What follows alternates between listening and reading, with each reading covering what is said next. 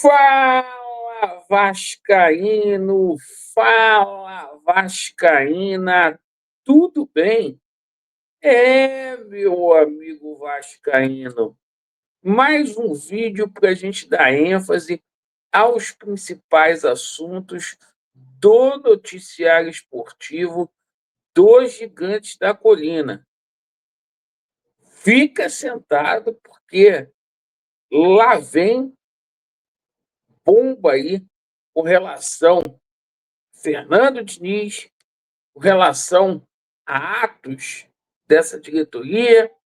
A gente vai falar muito aqui sobre Vasco da Gama e Flamengo.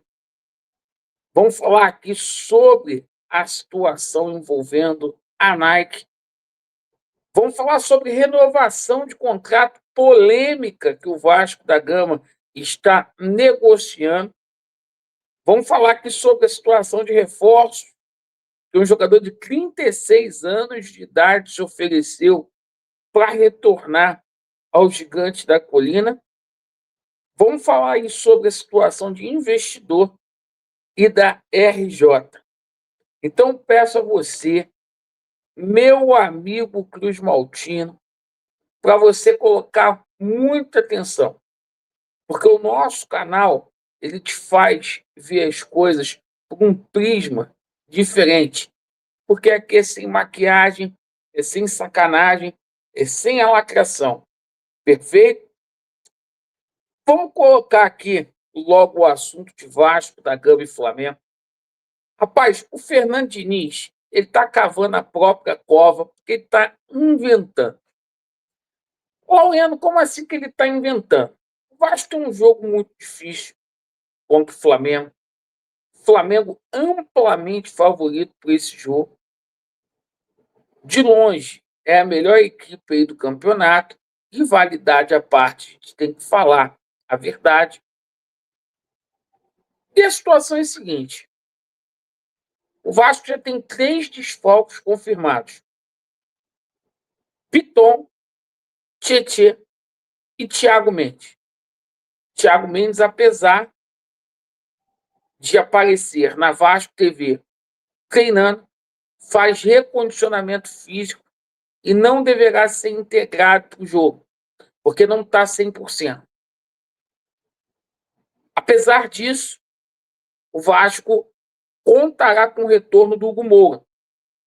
Então, dos jogadores que estavam no departamento médico do Vasco da Gama, o Vasco não conseguiu recuperar ninguém. Repito, Piton não joga, Titi não joga, Thiago Mendes não joga. Situação do Jair. Ontem o Jair se apresentou normalmente no CT Moacir Barbosa para fazer o trabalho de fisioterapia. E aí é o seguinte: com o retorno do Hugo Moura, o Hugo Moura vai jogar de volante, porque o Titi não terá condições de jogo, ao lado do Barros, e fechando a clínica de meio campo com o Coutinho. A zaga vascaína confirmada aí com Cuesta e Robert Renan. Cuesta do lado direito, Robert Renan pelo lado esquerdo. Daí, 2 situações polêmicas. Por lugar do Piton, quem está treinando como titular é o que o Fernando Diniz tem posto, é o Puma. Isso mesmo. Puma tem treinado. E o Vegete, de uma hora para outra, não serve mais para o Vasco. Por quê? Ontem quem treinou como titular foi o Carlos Andrés Gomes, colombiano. Eu só queria fazer uma reflexão sobre o Vegete. Vegete foi artilheiro do Belgrano, que é uma das piores equipes da Argentina na atualidade. Vegete foi artilheiro com Ramon Dias.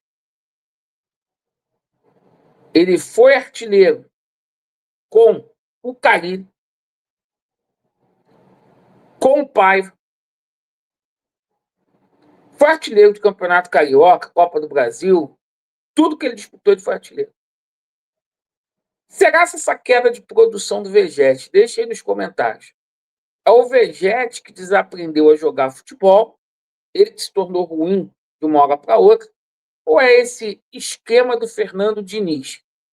Deixa aí nos comentários por que o Vegete não consegue jogar com o Fernando Diniz e ele conseguia fazer gols com outros treinadores. Diz para mim. Bom, e o seguinte, Diniz balançando mesmo, dificilmente vindo uma derrota acachapante, o Vasco vai segurar o Fernando Diniz, apesar de uma multa aí de 4 milhões de reais, é a multa do Fernando Diniz.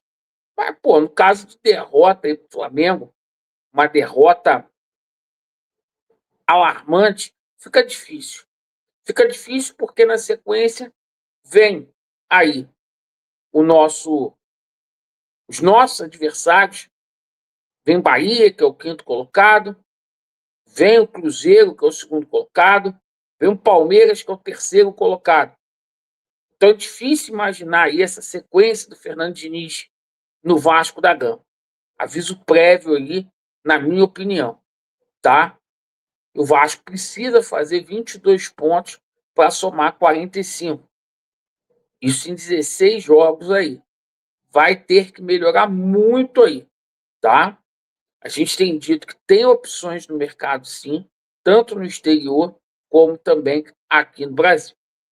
Só não acho certo é pegar no pé do jogador, tá? E romantizar um treinador que não faz nenhum trabalho bom desde 2023. E olha, ele pegou a seleção brasileira. Vamos falar aqui sobre a situação de Ryan, porque o pessoal ficou com temor do Ryan ser convocado para a seleção sub-20 e desfalcar o Vasco, já que será no dia 29 o Mundial de Seleções sub-20. Vasco não vai liberar o Ryan, perfeito? Para deixar isso claro.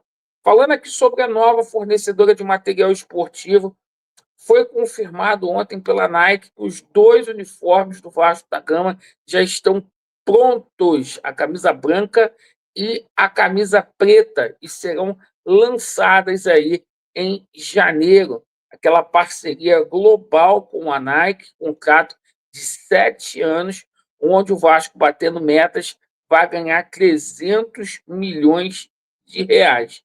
A situação é a seguinte, tá?